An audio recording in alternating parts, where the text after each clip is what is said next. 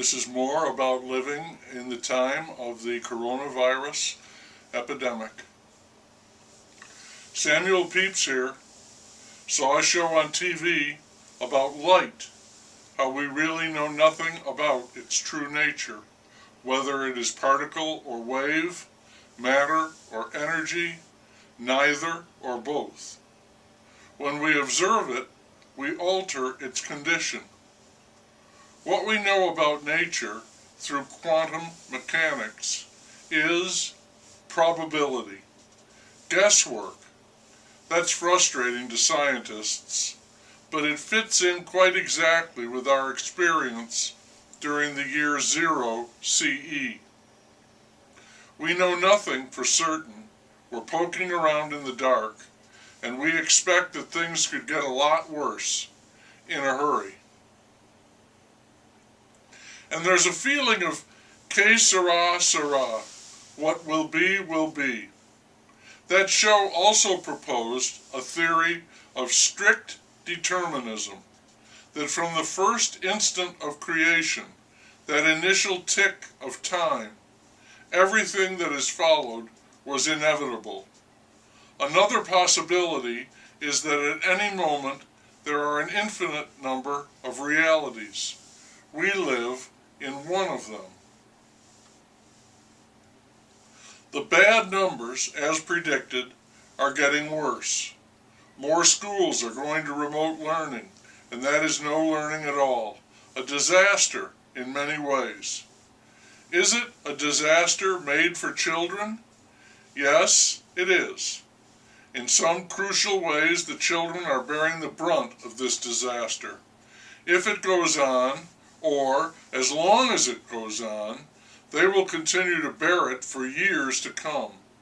I feel like we could do better. Instead, we are failing them. My God, they're playing college football and basketball with no handshake at the end, mind you, but they have no in-person classes. That's all about money. Education is the first thing to go, along with the arts. What a shame. What a waste.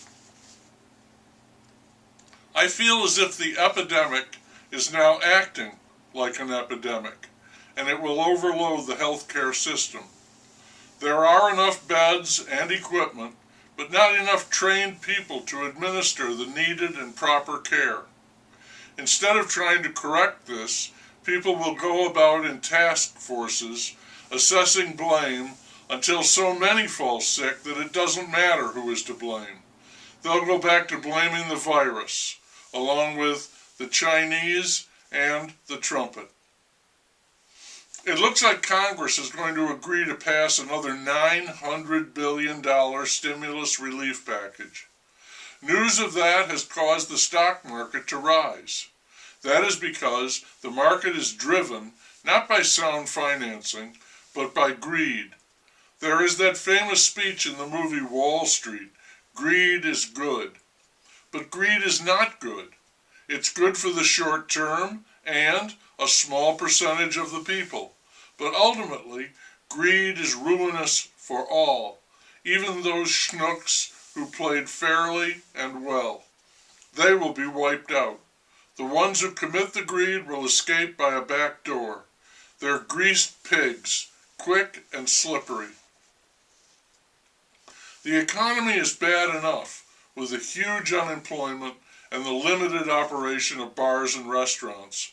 But this stupid stimulus package kills the foundation of the entire enterprise, the value of $1. They use money like drugs. Here, take more. And they act as if they are saving us. I don't know who are the bigger clowns, them for doing this or us for allowing them to do it. And they all act as if they are honorable and wise, statesmen and scholars. Baloney. We were listening to the radio. People were urged to call in and answer this question. Will you get the vaccine when it becomes available? Caller after caller said no, for various reasons. But what they did have in common was that they were all emphatic about it. Hell no! Then someone said he would get it. His wife worked for one of the pharmaceutical companies. The government and the big pharma companies are extremely proud of how rapidly they have succeeded, and the media supports the use of the vaccine.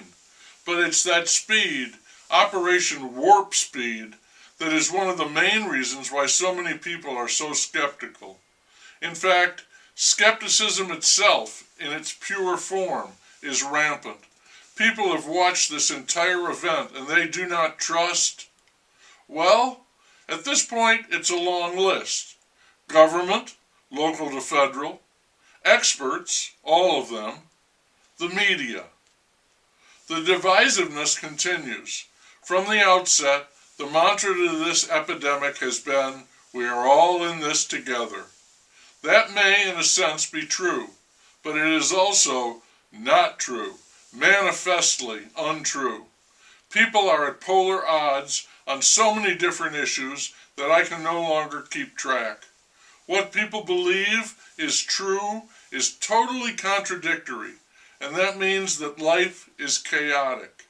It's like trying to understand that nature of light. It is no one simple thing.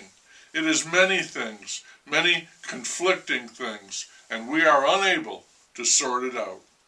We are living in the dark. We are living, in effect, in a war zone. That's the year 0 CE.